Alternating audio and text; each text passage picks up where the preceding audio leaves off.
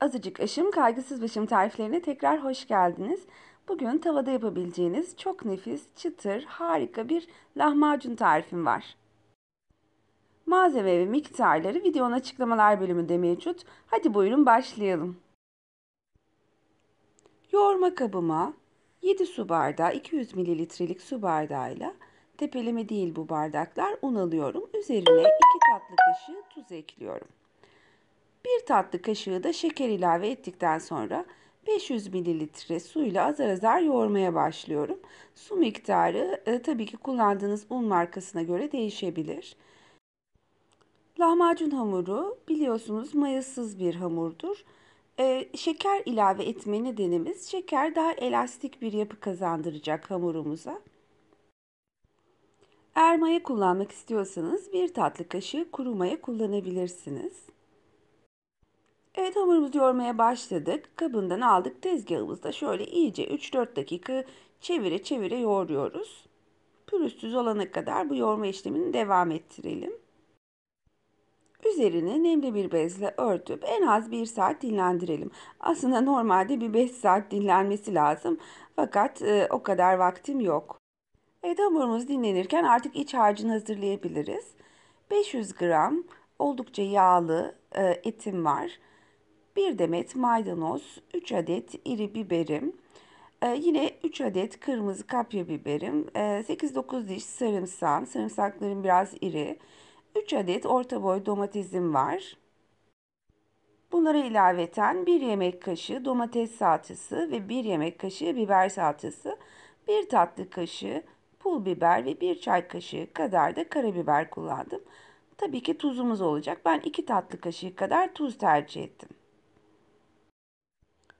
Bu arada soğan nerede diyebilirsiniz. Biz damak tadı olarak Gaziantep lahmacununa alışık olduğumuz için biliyorsunuz o lahmacun sarımsakla yapılır, soğan konmaz. Bunun için ben soğan kullanmadım. Dilerseniz bir orta boy soğan kullanabilirsiniz. Evet, malzemelerimi hemen kıyıcımda çekmeye başlıyorum. Domateslerimin sulu olan çekirdekli bölümlerini kullanmayacağım. Çünkü tavada pişerken çabuk sulanmasına sebep oluyor lahmacunun.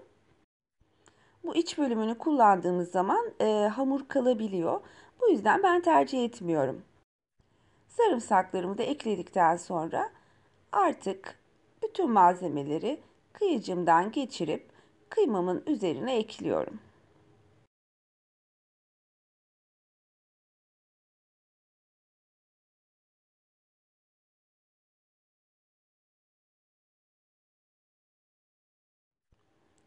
Salçaları, pul biberi ve karabiberi de ekledikten sonra iyice karıştırıyoruz.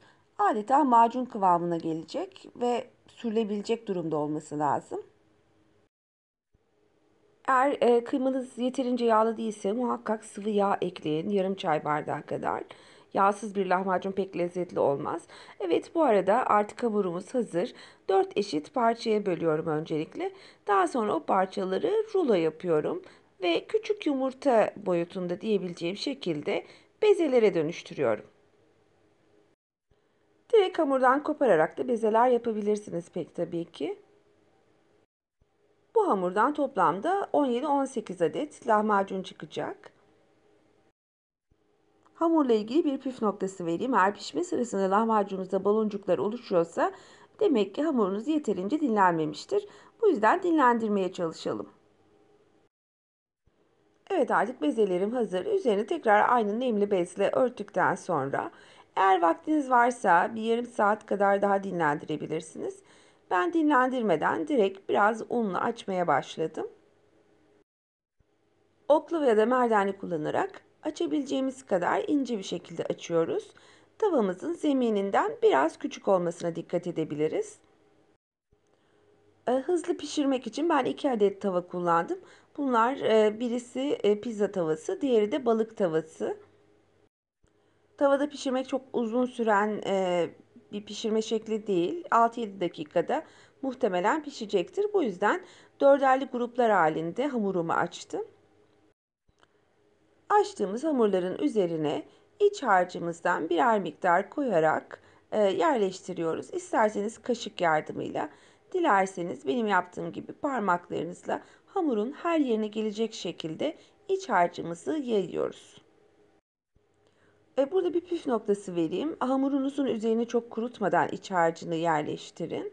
Ve yine aynı şekilde eğer kıymanız yağlı değilse yapışmakta zorlanacaktır üzerine iç harç. Bu yüzden ya sıvı yağ ekleyin harcınıza bir miktar ya da oldukça yağlı bir kıyma tercih edin. Evet, artık lahmacunlarımızı tavamıza yerleştirebiliriz. Zaten yerleştirme aşaması en can sıkıcı bölüm. Böyle şeklini bozmadan çünkü pişirmek istiyoruz. Ben şu şekilde yapıyorum. İki elimizin içini kullandığımız zaman lahmacunumuz incelecektir. Bu yüzden bir elimle alıyorum, diğer elimin üzerine yerleştiriyorum ve bu şekilde tavama koyuyorum. Tavaya yerleştirdiğinizde hafif bir şekil bozukluğu olduğunda hızlı bir şekilde tavanızı salladığınızda tekrar eski formuna kavuşacaktır lahmacununuz. Evet, artık lahmacunlarımızı tavalarımıza aldık. Üzerini muhakkak kapatıyoruz ki buharda pişsinler.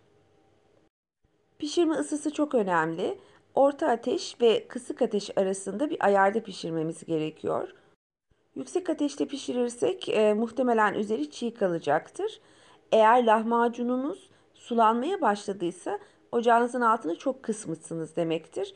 Bu yüzden lahmacununuz sulanmadan düşük ayarın bir üstünde lahmacunlarınızı pişirebilirsiniz ve her defasında da tavanızı temizlemelisiniz. Pişen lahmacunlarımı kağıt havlunun üzerine alıyorum. Böyle dumanı gidene kadar beklettikten sonra kıymalı bölümleri birbirinin üzerine gelecek şekilde yerleştiriyorum. Eğer lahmacunu havalandırmadan yani şöyle 1 dakika falan bekletmeden üst üste koyarsanız hamurlaşacaktır. Evet, artık lahmacunlarım tamamlandı sayılır. Son bir adet var. Onu da pişirdikten sonra afiyetle soframıza gidebilir. Hamurunda, kıymasında ne olduğunu bilerek içimize sine sine bir lahmacun yaptık.